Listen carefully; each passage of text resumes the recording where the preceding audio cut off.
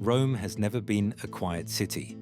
Even in the mid-1600s, long before cars, electric lights, or modern roads, the city moved with a rhythm that felt bigger than the people living in it. It was a place shaped by emperors, popes, artists, and ordinary families who built their lives among ruins that were already ancient. In this reconstruction, we're stepping into Rome around 1650, using original paintings and engravings made by the artists who saw the city as it truly was. For the next few minutes, let's explore this version of Rome. This view of the Colosseum shows Rome exactly as it looked in the mid-1600s, half-ruined, overgrown, and woven into everyday life.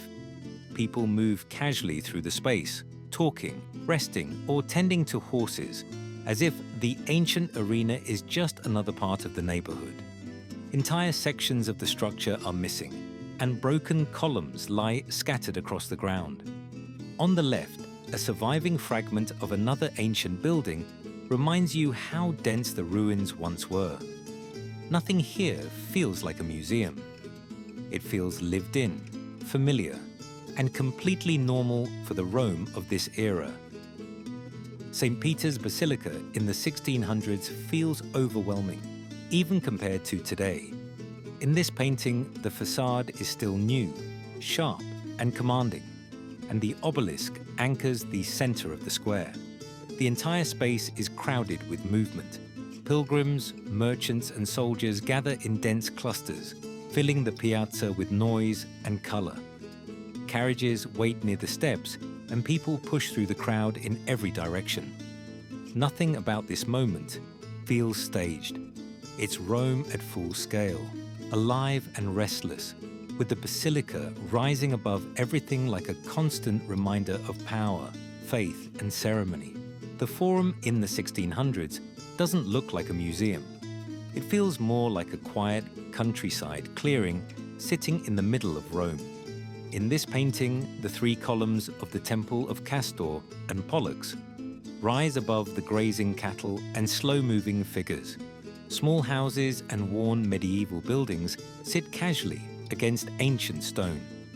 People walk through the space as if the ruins are simply part of their neighborhood. Nothing feels dramatic or staged. Life moves at its own pace here, blending the everyday with the remnants of an empire that once shaped the entire Western world. Carnival season in Rome turns the streets into a stage.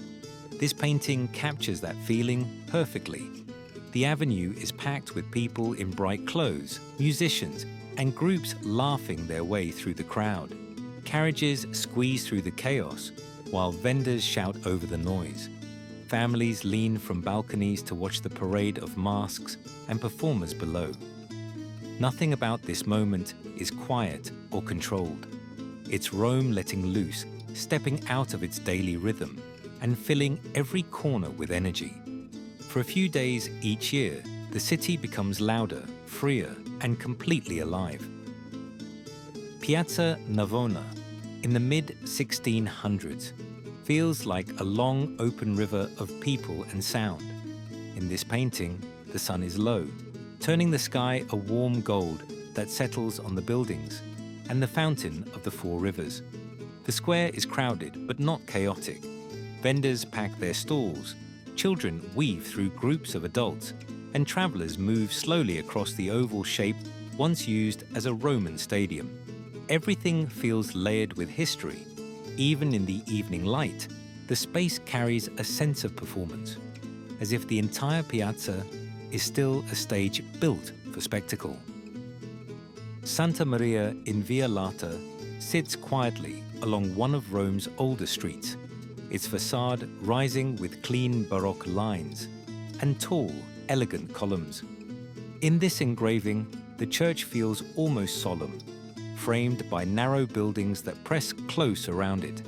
People move softly across the steps, their figures small against the architecture. In 1650, this was a lived-in corner of the city, where the sacred blended into the everyday. The church wasn't a grand destination, but a familiar landmark, a place locals passed on their way to markets, workshops, and homes tucked just beyond the crowded street. The Colosseum in this painting feels worn but alive, its arches softened by plants growing between the stones. By the mid-1600s, the arena had become part ruin, part neighborhood. People gather at its base, talking, trading, or simply passing through with horses and carriages. Monks walk beside soldiers. Local families move along the same paths, once used by emperors and crowds of thousands. In the distance, the Arch of Constantine stands quiet, half lost in the morning haze. The whole scene shows how ancient monuments were woven into the daily routines of ordinary Romans, still towering but no longer untouchable. St. Peter's Square appears bright and open in this 17th century view, long before the space became the monumental plaza we know today. The freshly built Basilica dominates everything, its massive dome rising over the city like a second sky. The obelisk stands at the center, anchoring the open space while small groups of people move quietly across the pale ground. Riders on horseback, priests, and travelers all share the square, giving it a steady, everyday rhythm.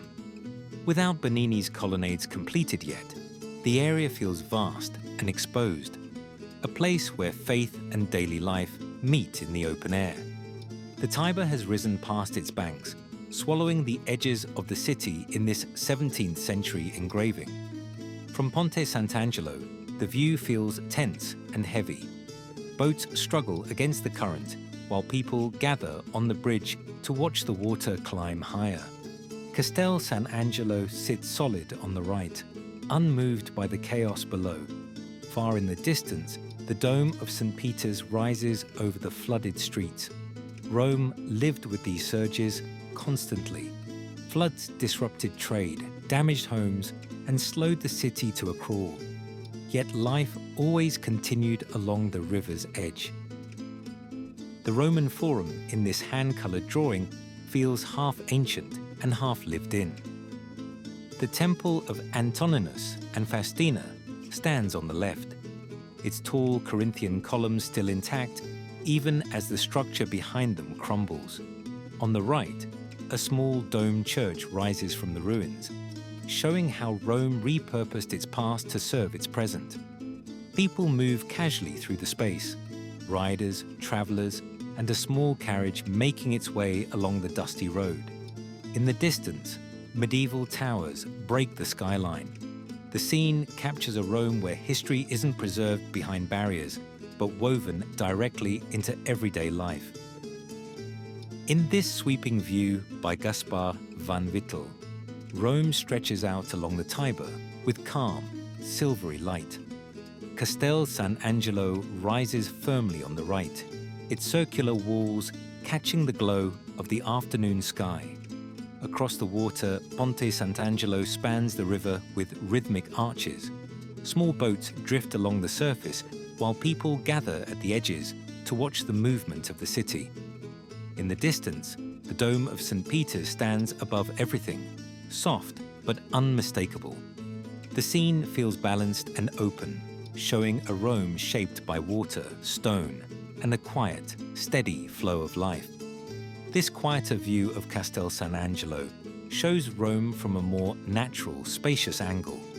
Instead of crowded riverbanks, we see open land, soft trees, and calm water reflecting the sky. Small boats glide along the river, while people walk the dirt paths that cut through the fields. Castel Sant'Angelo rises gently behind the foliage, and beyond it, the dome of St. Peter's glows in the distance. The scene feels peaceful and unhurried, almost rural. It reminds us that in the 1600s, large parts of Rome still felt like open countryside sitting beside monumental architecture. This is Rome in the mid-1600s, a city balanced between the ancient world and the modern age that was slowly emerging, a place where ruins stood beside Renaissance palaces, where grand festivals shared space with quiet neighborhoods. where the Tiber shaped daily life with both beauty and unpredictability. Rome was crowded, loud, sacred, chaotic, and endlessly alive. And even though centuries have passed, the bones of this Rome are still here. You can walk the same streets, look at the same skyline, and feel the same mix of history and humanity that shaped the city hundreds of years ago. This reconstruction brings us as close as possible to seeing Rome the way people saw it in their own time. A place full of stories, still unfolding with every step